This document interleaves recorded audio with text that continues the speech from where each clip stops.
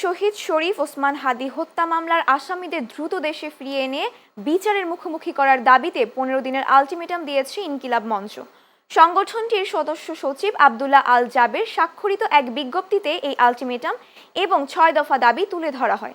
বিজ্ঞপ্তিতে বলা হয়, হত্যা মামলার আসামিরা ভারতের পশ্চিমবঙ্গে আটক হওয়ার পর রিমান্ড শেষে আবারও হেফাজতে পাঠানো হলেও পুরো প্রক্রিয়ায় বাংলাদেশ সরকারের রহস্যজনক নীরবতা উদ্বেগজনক।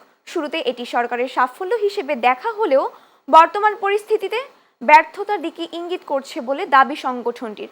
6 দফা দাবির মধ্যে রয়েছে আগামী 15 দিনের মধ্যে আসামিদের দেশে ফিরিয়ে আনা, নিরপেক্ষ বিচার বিভাগীয় তদন্ত কমিটি গঠন, সীমান্ত পাড়ি দেওয়ার পেছনে জড়িতদের চিহ্নিত করে গ্রেপ্তার এবং পুরো প্রক্রিয়া তদারকিতে বিশেষ আইনি সেল গঠন।